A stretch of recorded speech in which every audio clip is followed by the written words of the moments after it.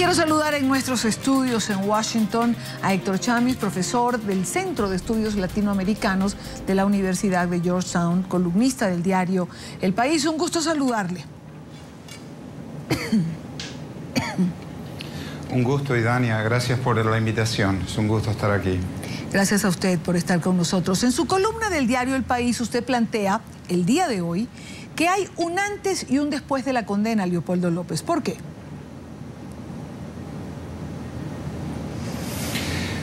Porque la región parecía estar en una diferente etapa 2 o 3 semanas atrás.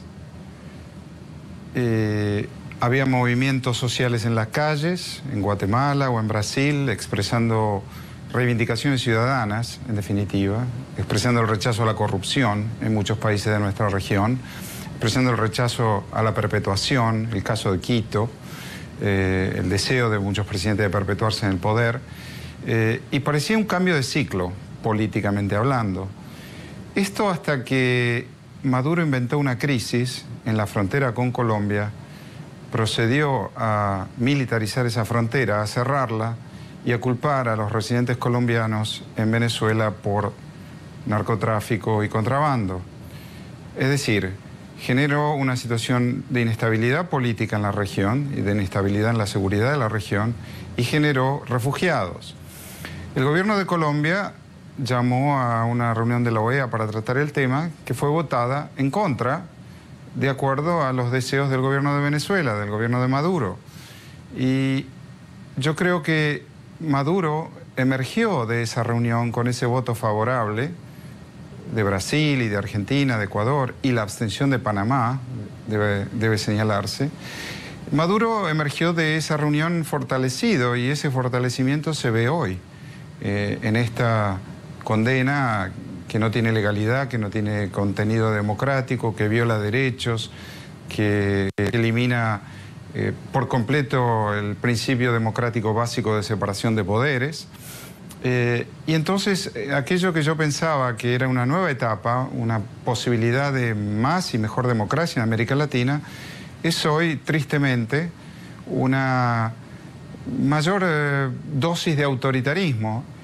Y Venezuela, lamentablemente, desde hace bastante tiempo, lidera en eso y tiene cómplices, pongámoslo así, tiene cómplices, países que lo apoyan. Y eso se vio en el voto en la OEA hace 2 semanas.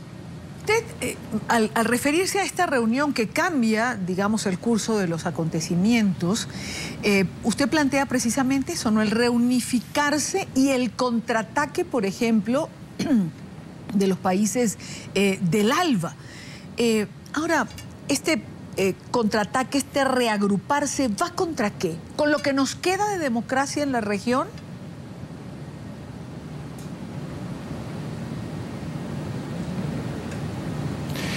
Sí, va contra lo que nos queda de democracia en la región. El caso de Venezuela es importante, además, por la proyección que Venezuela tiene sobre la región en su conjunto. Acerca de qué régimen gobierna en Venezuela, fíjese esto, Idania, la condena de Leopoldo López de alguna manera concluye un ciclo iniciado con su arresto en 2014. Fíjese el episodio, tómelo como ilustración, el episodio del arresto de Leopoldo López. Leopoldo fue arrestado personalmente por Diosdado Cabello. Diosdado Cabello es un oficial del ejército en actividad, o sea, representa al Ejecutivo, a una rama del Estado. Es el presidente de la Asamblea Nacional, representa otra rama, el Legislativo, y se constituye en oficial de justicia en la detención de Leopoldo López en 2014, en febrero de 2014. En ese sentido también representa a la tercera rama del Estado, el Poder Judicial. Los 3 poderes del Estado están concentrados en la figura de Diosdado Cabello. Es casi una metáfora de lo que ocurre en Venezuela. En esa fusión del poder del Estado en uno, no hay posibilidad de democracia. Y Venezuela ha exportado este modelo que durante muchos años tenía que ver con el precio del petróleo, Petrocaribe y la influencia venezolana en la región. Todo eso ha cambiado las condiciones macroeconómicas de la región son otras. La influencia de Venezuela es menor, pero con esta condena y con este voto de la semana anterior en la OEA se produce un reagrupamiento y un contraataque del proyecto autoritario encarnado por el ALBA. Pero a ver, ¿quién debe entonces asumir la responsabilidad de esta merma democrática? ¿Qué responsabilidad le cabe, por ejemplo, a Panamá, cuyo voto inclinó la balanza a favor de Venezuela en esa reunión de la OEA? ¿Qué responsabilidad le cabe a Colombia, que apadrinó a Maduro a cuenta de calificarlo como su mejor amigo, antes, por supuesto, de que llegara el tiempo de las traiciones? Absolutamente. Lo que usted describe es miopía, pongámoslo así, es miopía por parte del gobierno de Colombia, esa es mi lectura. La reacción del gobierno de Colombia fue tibia, por decirlo menos, al comienzo de esta crisis de la frontera, y esa reacción tibia se reflejó en cómo fue el voto. El propio Panamá, que es un país tan cercano a Colombia, si no dependiente de Colombia, por tamaño, por economía, por intercambio cultural, por historia, pongámoslo así también. Y eso ha llamado poderosamente la atención. ¿Cómo se explica eso? Panamá, que dio su asiento el año pasado en la OEA para que María Corina Machado pueda hablar, que no pudo suceder, pero Panamá lo hizo. ¿Cómo se explica ese cambio, esa abstinencia, esa abstención de Panamá en ese voto?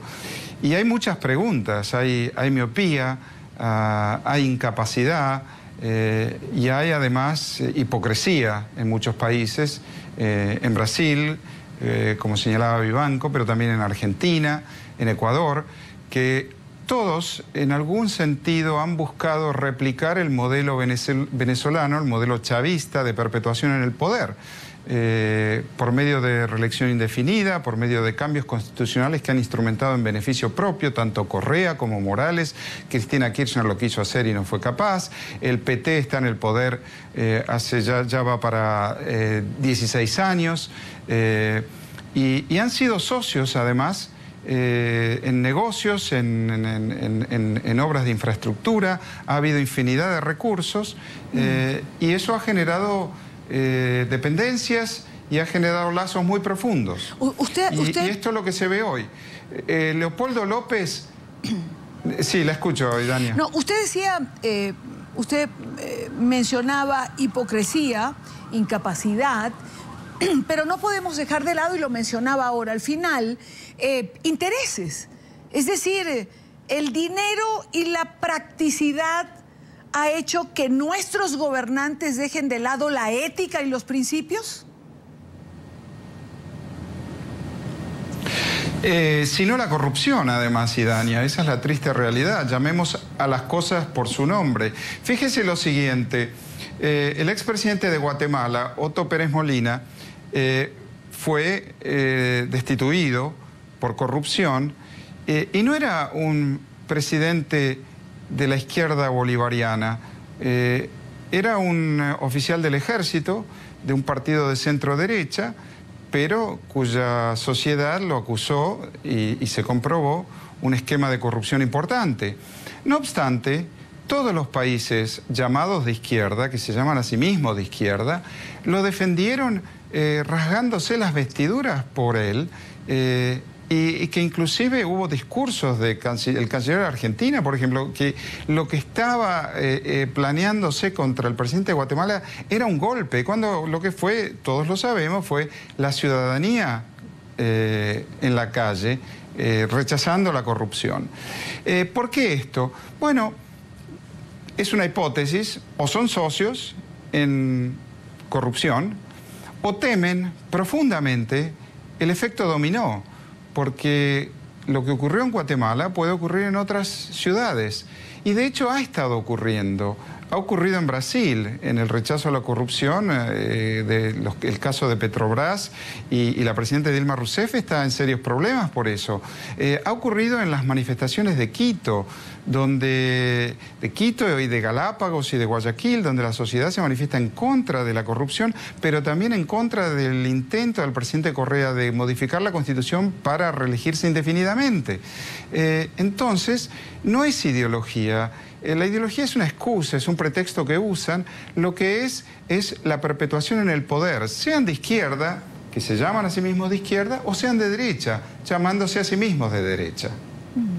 Ahora, la pregunta, Héctor, es hasta dónde va a llegar este forcejeo, es decir, este es un último round. Cuando la gente sale a la calle, lo planteaba usted en su artículo, es decir, hace 3 semanas las cosas eran diferentes, la gente estaba en la calle en Brasil, la gente estaba en la calle en Ecuador, la gente de alguna manera se estaba haciendo sentir, pero digamos, esto es un pulso constante. Ahora, ¿qué pasa con estos gobernantes demócratas cuando quieran reaccionar? El presidente Santos, por ejemplo, que está en esta encrucijada buscando apoyo y nadie se lo da.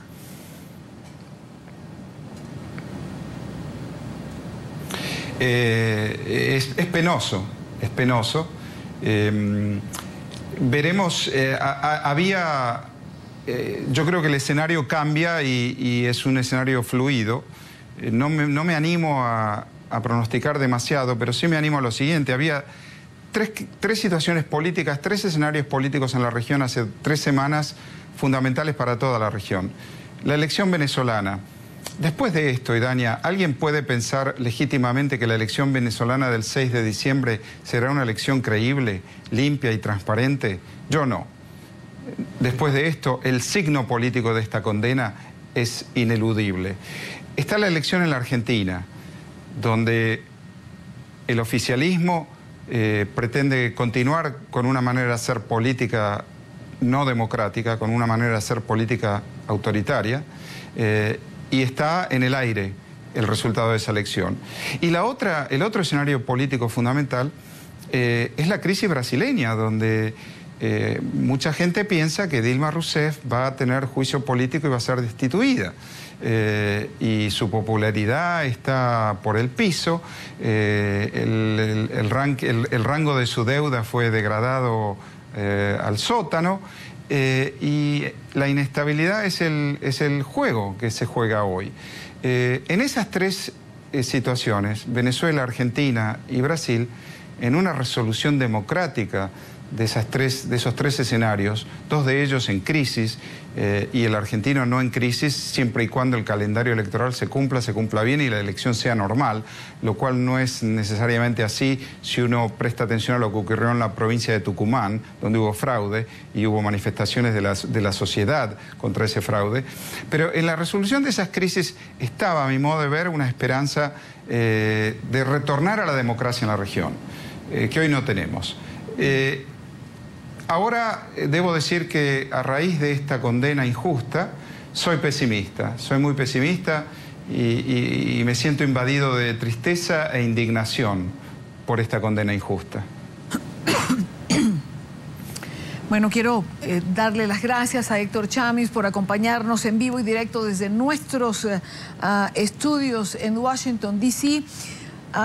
No quisiera terminar con ese pesimismo, pero la realidad se impone, pero también sabemos que la política es dinámica y creo que la democracia, aún arrinconada, tiene capacidad de respuesta, por lo menos yo preferiría creer que es así.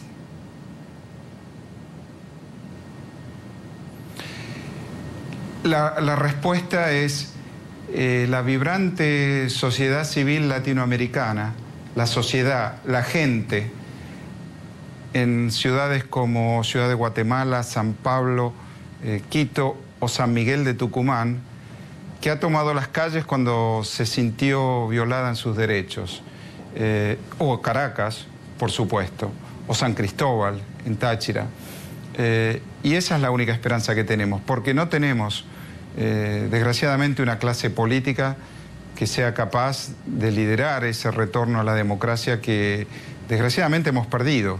Y discúlpeme el pesimismo. Sí soy optimista en relación al vigor y la creatividad de nuestra sociedad civil, en donde uno vaya en América Latina, y recorro América Latina año tras año. Y eso está intacto. O en México, que ha sufrido, una sociedad que ha sufrido la violencia más horrible, como leemos cotidianamente en los periódicos. Esa es nuestra esperanza. Ojalá, ojalá. Pero hoy, lamentablemente, acompaño a la familia López y a los venezolanos en esta tristeza y este pesimismo. Quiero agradecerle a Héctor Chamiz por estar con nosotros en vivo y directo. Buena tarde para usted. Gracias, Idania. Buenas tardes. Un gusto como siempre.